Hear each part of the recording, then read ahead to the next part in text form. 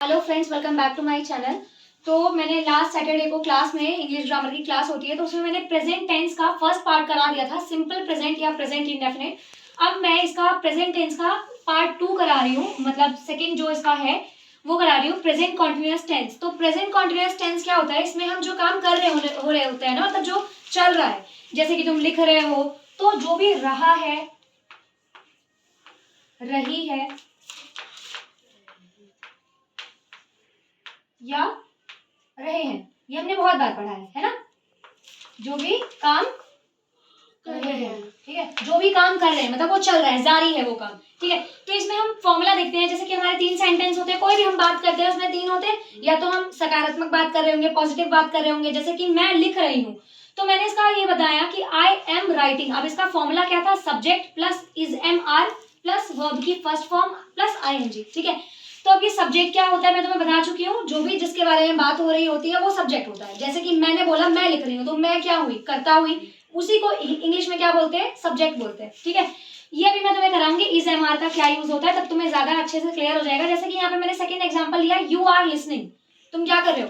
तुम सुन रहे हो, ठीक है। नेक्स्ट पे आते हैं, अगर यही सेंटेंस हमको क्या बनाने हो? नेगेटिव बनाने हो। जैसे कि मैं लिख नहीं रही हूँ, कोई तुमसे पूछे तुम क्या कर रहे हो, तो अगर तुम्हें ये बोलना, अगर तुमसे कोई पूछ रहा है क्या तुम लिख रही हो, तो बोल नहीं मैं लिख नहीं रही हूँ, ठीक है। ऐसे बताना हो, अगर आंसर देना हो क्वेश्चन का, उसमें नहीं लगाना हो, तो हम क्या करेंगे? Subject plus is am are, जैसा कि पहले था, बस ये इनको ना हेल्पिंग वर्ब बोलते हैं। इनको क्या बोलते हैं?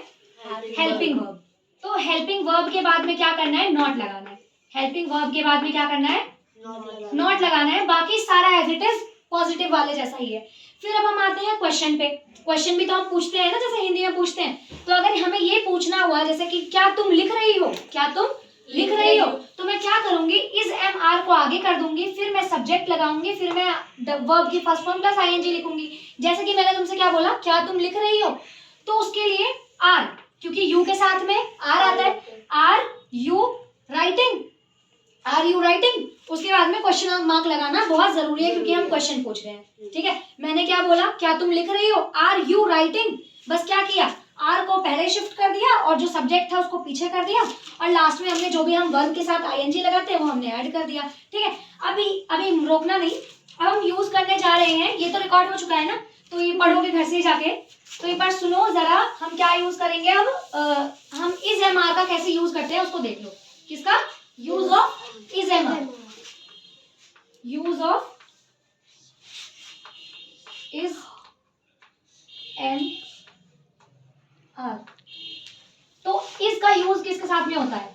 इसका यूज किसके साथ में होता है? कौन से सब्जेक्ट के साथ में होता है? जो सिंगुलर हो। जो कैसे होते हैं? जो सिंगुलर होते हैं, ठीक है, सिंगुलर। अब सिंगुलर क्या होते हैं? जो एक होते हैं, जो एक होते हैं, जैसे कि वह, ही। अगर लड़का वह है तो उसके लिए ही लगाएंगे, अगर लड़की के लिए बोल रहे हैं वह, तो शी लगाएंगे, ठीक है। और इट, या फिर कोई एक नाम, या फिर कोई एक नाम, ठीक है। अब ये तो लगेगा इस के साथ में। सब समझ में आ रहा है बच्चा? आ रहा है समझ में? अब एक बार सुन लो ना। अब क्या हम समझ रहे थे? आर, आर, आर किसके साथ में लगेगा? जो प्लूरल होते हैं। प्लूरल क्या होते हैं सदर? प्लूरल क्या होते हैं? जो एक से ज्यादा होते हैं, जो एक से ज्यादा होते हैं। एक से ज्यादा। दीदी हमने पिछली बार जो पढ़ा था उसमें भी तो सीखा था। लेकिन वही है ना कि बच्चे भूल जाते हैं, इसीलिए मैं वीडियो बनाना शुरू किया कि अभी ये मैं डालूंगी जो भी तुम्हें पढ़ाती हूँ मैं, ठीक है। तो हम आर का यूज कहाँ पे करते हैं? प्लूरल के साथ में। प्लूरल क्या होते हैं? प्लूरल क्या होते हैं दीदी? गुड। और वी, जिसमें एक से ज्यादा हो। Day, day. और नेम आ सकता है, आई। नेम्स, नेम्स, नेम्स, ठीक है। नेम्स, नेम नहीं, नेम्स। नेम्स का मतलब क्या हो गया? नेम्स का एक से ज्यादा नाम। नेम्स का मतलब क्या? ज्यादा नाम। हाँ, तो जब एक से ज्यादा कोई भी चीज होगी हमारा, जो उसमें जिसके बारे में बात कर रहे हैं हम, सब्जेक्ट के बारे में, तो वहां पे आर लग जाएगा। अब बचा क्या? एम। एम का मतलब क्या होता है दीदी मैं बताऊं? एम का मतलब क्या होता है? हूँ। तो ये बताओ, यू के साथ में एम लगा सकते हो क्या? You um? नहीं। तुम क्या कर रहा हूँ? नहीं। नहीं ना, तो हम किसके साथ लगाएंगे? आई। एम के, अरे सॉरी, आई के साथ में। हाँ, माय मिस्टेक। आई के साथ में हम हमेशा एम लगाते हैं। जैसे तुम अपना जो इंट्रोडक्शन देते होंगे कि तुम कितने साल के हो, तुम क्या हो, तो एम के साथ में लगाते हो। तो आई का यूज हमेशा एम के साथ करना है, आर का यूज हमेशा प्लूरल सब्जेक्ट के साथ में करना है जो एक से ज्यादा हो, like you we they names, and इसका यूज हमेशा सिंगुलर के साथ में करना है, सिंगुलर सब्जेक्ट के साथ में जो एक होते हैं, he she it name. I hope ये क्लियर होगा तुम्हें, है ना, समझ में आ गया होगा। अब हमने क्या कर लिया, कॉन्टिन्यूअस हमने खत्म कर लिया, अब उसके हम क्वेश्चन लगाएंगे, ठीक है, क्वेश्चन करेंगे, वेट कर दो।